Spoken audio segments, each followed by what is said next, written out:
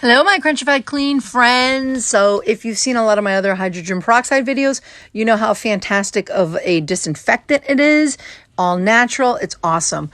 Here is a disinfecting hydrogen peroxide recipe I like to make.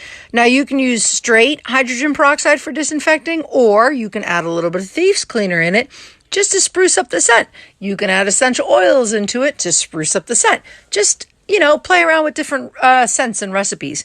Now, this is a disinfectant. You would spray it on doorknobs, door handles, toilets. Let it sit for 5 to 6 minute dwell time to let it disinfect.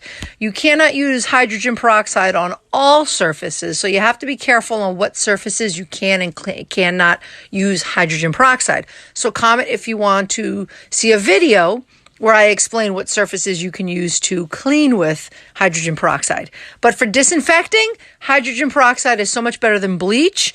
The dwell time is a little bit longer, but that's okay. It still disinfects. And like I said, I like to add scents to mine. I just love the Thieves cleaner with the peroxide. It smells amazing. And then I just added in some lime and eucalyptus. And it's happy, cheery, crunchified clean.